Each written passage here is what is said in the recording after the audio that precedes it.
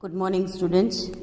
We are going to start our new chapter number 5, Introduction to Euclid's Geometry. Now, this is based on theory. This chapter is based on theory. So, first we have to go through a theory, and you have to learn that theory because it is totally related to our daily life. And earlier, when the maths was not that much developed, and the basic needs for the society, how they start rules for a geometry, this all the history is given in this chapter. That ancient people, how they developed that geometry and other shapes. This all details are there. So we have to be attentive little more. Fine. Okay. So let us start some basic geometry that we don't know. The word geometry comes from the combination of two Greek words. Geo means earth and metric means measure. So geo means earth and measure, earth measure. That is meaning of earth measure, or we can say that a measurement of anything on the earth. It's related to geometry. A Greek mathematician, Thales, is considered to be a pioneer of a geometry. So you can make an underline that Thales considered to be the pioneer of geometry. Pioneer, that means starter. Who started? Starter. He used word geometry for the first time. One of the Thales' most famous popular student, Pythagoras, and his group discovered many geometric properties and developed the theory of geometry to a great extent. Pythagoras, that you know, because in chapter number 2 I taught you what is the Pythagoras theorem, and his friends and his group's member, they developed some properties of geometry.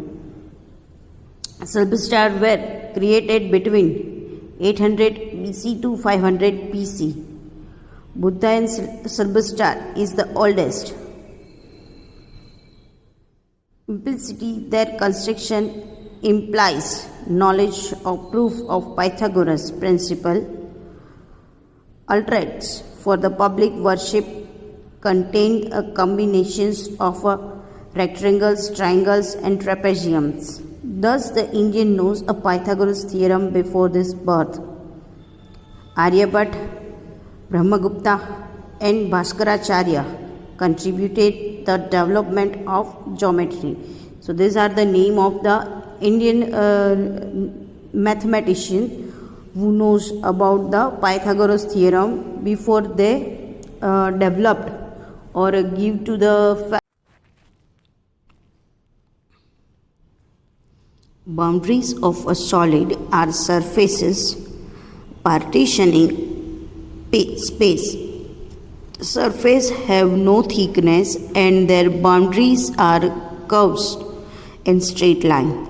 The lines end in points, gradually proceeding from the solid to a point V lost a dimension.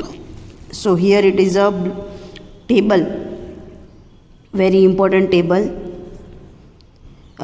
geometry, quantity and its dimensions. If you ask about a solid, 3 dimension, surface having 2 dimension, line having 1 dimension, and point having no dimensions. Maybe in a 1 mark on MCQ they may ask respectively say the dimension of any of them. So you have to write somewhere. Okay. Euclid was a teacher of mathematics at Alexandria. Using a postulate and axiom, Euclid moved to prove a result. He proved some more result using deductive logic. He wrote a 13th chapter about geometry in a book called Elements. He gave a 23 definition in a book 1 of elements. A few of them are given below.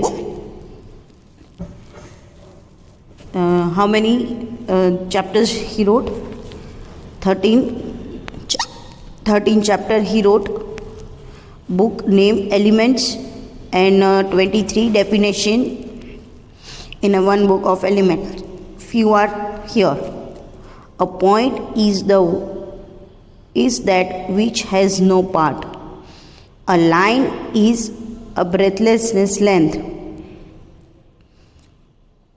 A line, that means it don't have any breadth.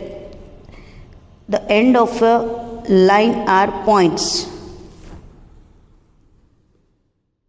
A straight line is a line which lies evenly with the points on itself. A surface is that which has a length and breadth only. That means two dimension. The edge of a surface are lines. A plane surface is a surface which lies evenly with the straight line on itself.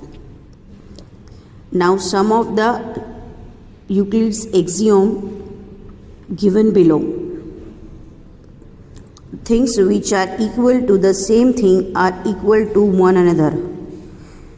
That means two things they are comparing. If one is equal to another one, that means the second one is equal to the first one. So we can say that both are equal. If equals are added to equals, the whole are equal. If that means what? If equals are added to equal, 2 added 2, so 2 is equal to 2. That means wholes are equal. Both are equal. If equals are subtracted from equal, the remainder will equal. That means what? 2 plus 2 equals to 4. Now 4 you have to minus by 2 because they are saying equals to equals and then subtract the same equal, you will get equal. That means 2. Things which coincide with one another are equal to one another. The whole is greater than a part. Yes, of course, whole is greater than a part. Suppose let us consider one pizza, 4 pieces. Whole is greater than a part. So one part is smaller than a greater one. Yes, of course, things which are double of the sum thing are equal to one another. Try to understand these lines and try to visualize one digit or something they are saying related to shape and size, right? Things which are helps of the same thing are equal to one another, right? So Euclid's 5 postulates are as given below. These were the some definition and given in the book of Elements. Now the postulates are given below. A straight line may be drawn from any one point to any another point. Axiom: given 2 distinct points, there is a unique line that passes through them. So we can say that both sentences are vice versa. How they are saying one line starts from the point and ends to another point, right? So 2 points are here, A and B. or axiom says that between 2 points only one line can passes through. So both are vice versa. If you understand the first postulate, you can describe axiom. Now second, postulate 2.